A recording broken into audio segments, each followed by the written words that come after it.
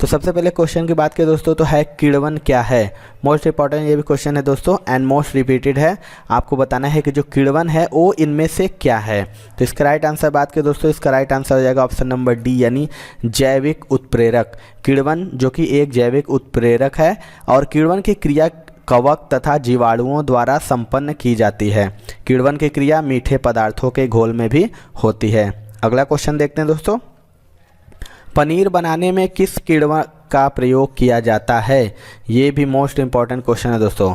जो पनीर को बनाने में किस किण्वन का प्रयोग किया जाता है। 4 ऑप्शन है, इसका राइट आंसर हो जाएगा दोस्तों option number A rennin. Rennin जो कि पनीर बनाने में रेनिन एंजाइम किण्वक का प्रयोग होता है।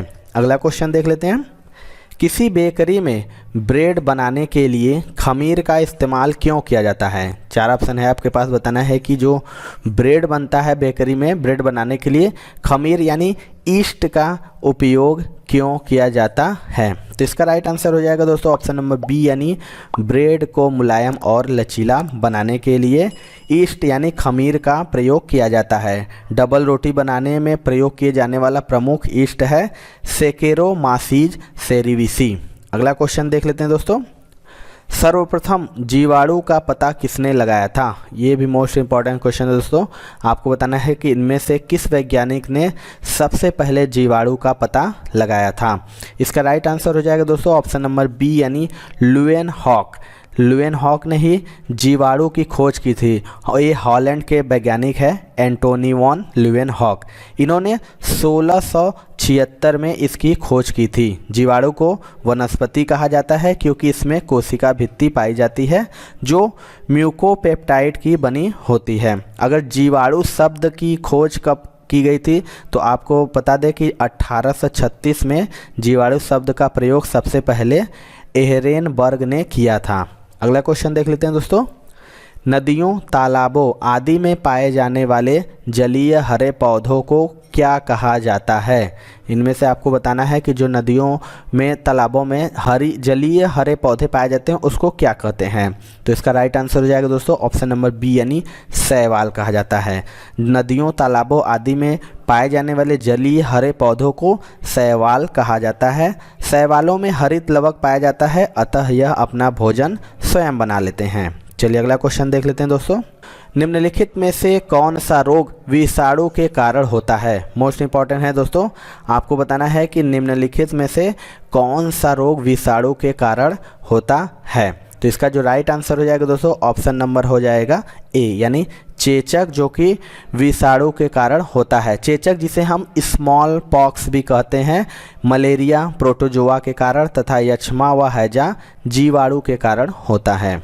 अगला क्वेश्चन देख लेते हैं दोस्तों, निम्न में कौन सा परजीवी नहीं है। आपको बताना है इन चारों में से कौन परजीवी नहीं है। तो इसका जो राइट आंसर हो जाएगा दोस्तों ऑप्शन नंबर डी हो जाएगा घरेलू मक्खी।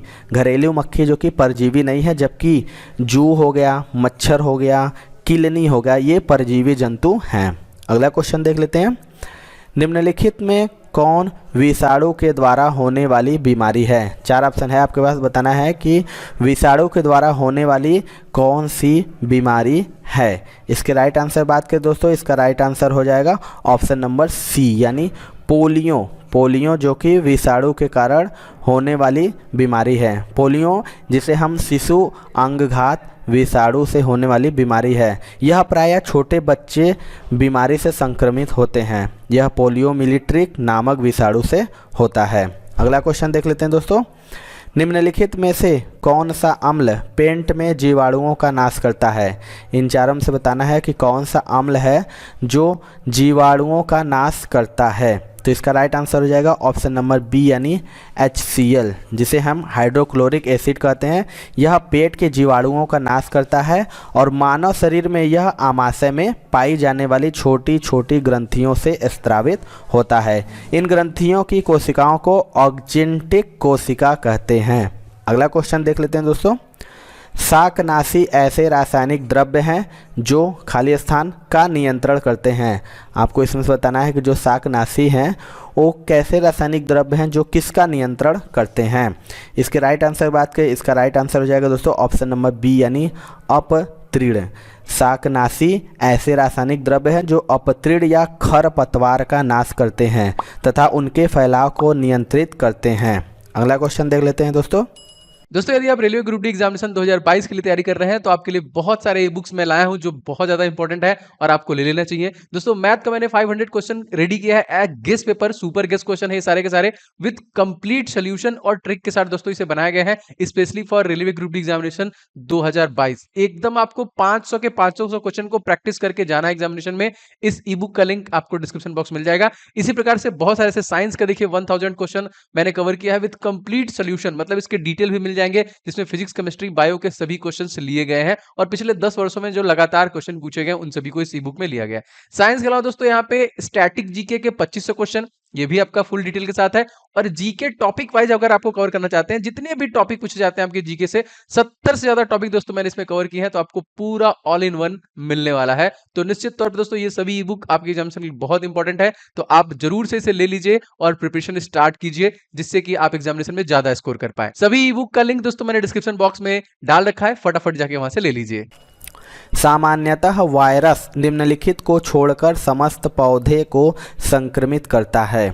इसमें से बताना है कि जो वायरस होता है किसको छोड़कर समस्त पौधे को संक्रमित करता है। तो इसके राइट आंसर बात करें दोस्तों, इसका राइट आंसर हो जाएगा ऑप्शन नंबर डी यानी तनाग्र। तनाग्र की बात करें दोस्तों तो सामान्यतः विषाणु तनाग्र को छोड़कर समस्त पौधों को नष्ट कर सकता है। अगला क्वेश्चन देख लेते हैं।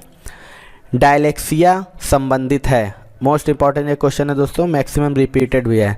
डायलेक्सिया का संबंध किससे है? इसके राइट आंसर बात दोस्तों, इसका राइट आंसर हो जाएगा ऑप्शन नंबर ए यानी बेमेल अक्षरों को पढ़ने में कठिनाई से। डायलेक्सिया जो कि बेमेल अक्षरों को पढ़ने में कठिनाई से संबंधित एक बीमारी है। अगला क्वेश्चन देख लेते हैं। जीवाणुओं की रोम जैसी संरचना को कहा जाता है। 4 ऑप्शन आपके पास है, बताना है कि जीवाणुओं की जो रोम जैसी संरचना होती है उसे क्या कहते हैं। तो इसका राइट आंसर हो जाएगा दोस्तों ऑप्शन नंबर ए यानी फ्लैजिला कहते हैं। जीवाणुओं के ऊपरी भाग पर रोम जैसी जो संरचना पाई जाती है जिसे फ्लैजिला यानी कशाभिका भी कहते हैं, जो कि गति में सहायक होते हैं। अगला क्वेश्चन देख लेते हैं। दूषित पानी के कारण कौन सा रोग नहीं होता है? 4 ऑप्शन है, आपको बताना है कि इनमें से कौन सा रोग दूषित पानी के कारण नहीं होता है। इसका राइट आंसर हो जाएगा दोस्तों ऑप्शन नंबर डी यानी मीसल। मीसल जो कि दूषित पानी के कारण, अगर दूषित पानी से बात करें तो हैजा है, टाइफाइड है, पीलिया है, ये सब दूषित पानी के कारण होते हैं। दूषित पानी से मीसल यानी खसरा नहीं होता है, यह विषाणु द्वारा होता है। मीसल जिसे हम खसरा भी कहते हैं दोस्तों। अगला क्वेश्चन देख लेते हैं। निम्नलिखित में से कौन सी बीमारी विषाणु जनित है? आपको बताना है कि इनमें से कौन सी बीमारी विषाणु जनित है। इसके राइट आंसर बात करें दोस्तों, इसका राइट आंसर हो जाएगा ऑप्शन नंबर डी यानी हेपेटाइटिस। हेपेटाइटिस जो कि एक विषाणु जनित यकृत रोग है, यह यकृत को प्रभावित करता है। यह दूषित जल, रक्ताधान अथवा संक्रमित सुई से फैलता है दोस्तों। अगला क्वेश्चन देख लेते हैं। दोस्तों मुझे उम्मीद है कि आप रेलवे ग्रुप डी एग्जामिनेशन तैयारी कर रहे होंगे, एनटीपीसी सीपीटी 2 और एसएससी एग्जामिनेशन तैयारी कर रहे होंगे, तो आपके लिए दोस्तों अनअकैडमी लेके आ गई है एक गवर्नमेंट एग्जामिनेशन स्कॉलरशिप टेस्ट जो कि 27 फरवरी को होने वाला है। जी हाँ दोस्तों, 27 फरवरी को एसएससी के लिए, रेलवे के लिए और बैंक के लिए तीनों अलग अलग समय पे है। और इसमें अगर आप रैंक लाते हैं, स्कॉलरशिप टेस्ट मतलब 100 क्वेश्चन के जो होंगे पूरे के पूरे, जैसे अब एग्जाम में क्वेश्चन आता है वैसे ही एकदम पेपर सेट किया गया है। अगर आप इसमें रैंकिंग 1 लाते हैं तो आपको लैपटॉप मिलेगा। अगर आपकी रैंक 2 to 6 होगी तो आपको स्मार्टफोन मिलेगा। अगर आपकी रैंक 7 से 16 के बीच में होगी तो वायरलेस ईयरफोन। इस तरह 300 विनर्स जो होंगे उनको देखिए 1000 रुपए का गिफ्ट वाउचर, और जो 400 विनर होंगे उनको अनअकैडमी से स्कॉलरशिप भी मिलेगा अप्रोक्सीमेटली 50% के आसपास। तो बहुत ही बेहतरीन मौका है अपने आपको चेक भी करने का, और इसके साथ साथ दोस्तों आपको इनाम भी मिलेगा जो यहाँ पे इन्होंने रखा हुआ है। 100% दोस्तों ये आपको मिलने वाला है। तो आप डिस्क्रिप्शन बॉक्स में लिंक है, उस लिंक पे क्लिक कीजिए और कोड डालिएगा OJ10। एक साथ देखिए OJ10 डालेंगे, आप उसे एनरोल कर लीजिए जिससे कि आप उस टेस्ट को देख पाएंगे। ये एग्जामिनेशन जो है 27 जो कि तारीख को 27 फरवरी को ये स्कॉलरशिप टेस्ट आपके लिए होने वाला है। तो जल्दी से जाइए, लिंक पे क्लिक करिए और OJ10 कोड डालिए और ज्वाइन कर लीजिए। नाइट्रोजन फिक्सिंग जीवाणु सामान्यतः पाए जाते हैं। इनमें से बताना है कि जो नाइट्रोजन फिक्सिंग जीवाणु है वो कहाँ पे पाए जाते हैं। तो इसका राइट आंसर हो जाएगा दोस्तों ऑप्शन नंबर सी, यानी लेग्यूमिनस पौधों में। लेग्यूमिनस पौधों की जड़ों में यह सामान्यतः नाइट्रोजन फिक्सिंग जीवाणु पाए जाते हैं जो कि नाइट्रोजन का यौगिकीकरण करते हैं। अगला क्वेश्चन देख लेते हैं। पादप विषाणु में किस प्रकार के आनुवांशिक पदार्थ पाए जाते हैं? चार ऑप्शन है आपके पास, बताना है कि जो पादप विषाणु में किस प्रकार के आनुवांशिक पदार्थ पाए जाते हैं। इसके राइट आंसर बात करें दोस्तों, इसका राइट आंसर हो जाएगा ऑप्शन नंबर ए, यानी RNA। सर्वप्रथम खोजा गया है यह पादप विषाणु TMV था। पादप विषाणु का संवहन प्लाज्मोडेमेटा के द्वारा एक कोशिका से दूसरी कोशिका में होता है। अगला क्वेश्चन देख लेते हैं दोस्तों। नाइट्रोजन चक्र में निम्नलिखित में से कौन भाग नहीं लेता है? इनमें से आपको बताना है कि कौन सा नाइट्रोजन चक्र में भाग नहीं लेता है। तो इसका राइट आंसर हो जाएगा दोस्तों ऑप्शन नंबर बी, यानी CO2। प्रकृति में नाइट्रोजन सर्वाधिक मात्रा में पाई जाती है। वायुमंडल में नाइट्रोजन मुख्यतः कार्बनिक nitrogen, ammonium ion, nitrate ion तथा नाइट्रोजन गैस के रूप में पाई जाती है, लेकिन कुछ जीवों को छोड़कर इसका सीधे प्रयोग करना संभव नहीं है। अगला क्वेश्चन देखते हैं। इनमें से कौन कीट भक्षी पौधा नहीं है? मोस्ट इंपॉर्टेंट ये भी क्वेश्चन है दोस्तों, रिपीटेड भी है। आपको बताना है कि इनमें से कौन कीट भक्षी पौधा नहीं है। तो इसका राइट आंसर हो जाएगा दोस्तों ऑप्शन नंबर डी, हार्नवर्ट जो है वो कीट भक्षी पौधा नहीं है। यह एक गैर संवहनी ब्रायोफाइट पौधा है जो विशेषतः आर्द्र एवं नम स्थानों में ही पाया जाता है। चलिए अगला क्वेश्चन देखते हैं। किस समूह के पौधों को आमतौर पर शैवाल कहा जाता है? आपको बताना है इनमें से किस समूह के पौधों को आमतौर पर शैवाल कहा जाता है। तो इसका राइट आंसर हो जाएगा ऑप्शन नंबर बी, यानी थैलोफाइटा। थैलोफाइटा, जिसे शैवाल तथा फंगी दोनों को ही थैलोफाइटा के अंतर्गत रखा गया है। ये अति प्राचीन तथा सरल पादप है जिनमें पादप अंग, जड़, तना तथा पत्तियों के रूप में नहीं होते हैं। चलिए अगला क्वेश्चन देख लेते हैं दोस्तों। MMR का टीका किस बीमारी में दिया जाता है? इसमें से आपको बताना है कि MMR का जो टीका होता है वो किस बीमारी में दिया जाता है। तो इसका राइट आंसर हो जाएगा दोस्तों ऑप्शन नंबर बी, यानी खसरा कंठमाला का रोग, रूबेला। MMR का टीका जो कि खसरा हो गया, गलसुआ और रूबेला की बीमारी में दिया जाता है। अगला क्वेश्चन देख लेते हैं। सिगमंड फ्रायड क्या है? इनमें से आपको बनाना है जो सिगमंड फ्रायड हैं वो क्या हैं इनमें से। तो आज का राइट आंसर हो जाएगा दोस्तों ऑप्शन नंबर ए भी हो जाएगा और डी भी हो जाएगा। सिगमंड फ्रायड जो कि एक चिकित्सक भी हैं और मनोवैज्ञानिक भी। अगला क्वेश्चन देख लेते हैं। निम्नांकित में से किसकी कमी से दांत की बीमारी होती है? चार ऑप्शन है, आपको बताना है कि जो दांत की बीमारी होती है वो किसकी कमी से होती है। इसके राइट आंसर बात करें दोस्तों, इसका राइट आंसर हो जाएगा ऑप्शन नंबर बी, यानी फ्लोरीन। फ्लोरीन की कमी से दांतों की बीमारी हो जाती है, जो कि पानी में इस तत्व की अधिकता से भी फ्लोरोसिस नामक बीमारी हो जाती है। तो इसका राइट आंसर हो जाएगा फ्लोरीन। अगला क्वेश्चन देख लेते हैं। मानव शरीर के किस भाग में पायरिया रोग लगता है?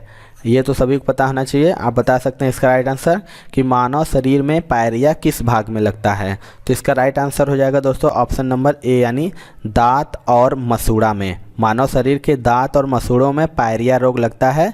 इस रोग के कारण दांत पीले पड़ जाते हैं, मसूड़ों से खोल निकलता है तथा मुंह से बदबू आती है। चलिए अंतिम और लास्ट क्वेश्चन है दोस्तों। हाइड्रोफोबिया बीमारी होती है। मोस्ट इंपॉर्टेंट ये भी क्वेश्चन है। हाइड्रोफोबिया बीमारी क्या होती है, इनमें से आपको बताना है। तो इसका जो राइट आंसर हो जाएगा दोस्तों ऑप्शन नंबर सी हो जाएगा, रेबीज। आपको बता दें हाइड्रोफोबिया जो कि पागल कुत्ते के काटने से होता है। कुत्ते के रेबीज मनुष्य को पागल बना देते हैं और उसकी मृत्यु भी हो जाती है। इसका उपचार है इंजेक्शन, यानी एंटी रेबीज इंजेक्शन, जो कि लुई पास्चर ने आविष्कृत किया था। तो ये थी दोस्तों आज की वीडियो। आपको वीडियो कैसा लगा कमेंट सेक्शन में जरूर बताइएगा। वीडियो पसंद आया होगा दोस्तों तो एक लाइक जरूर करिएगा, क्योंकि आपके लाइक से ही हमें मोटिवेशन मिलता है कि आपको वीडियो पसंद आ रहा होगा। और हमारे चैनल पर नए होंगे तो चैनल को जरूर सब्सक्राइब कर लीजिएगा, क्योंकि हम लगातार ग्रुप डी एग्ज़ाम की तैयारी कर रहे हैं, जो कि आपको आने वाले एग्ज़ाम है और बहुत ही महत्वपूर्ण ये सब वीडियो हैं दोस्तों। इसे आप ज़रूर से ज़रूर देखिएगा। तो मिलते हैं अपने अगले वीडियो में, तब तक के लिए जय हिंद जय भारत।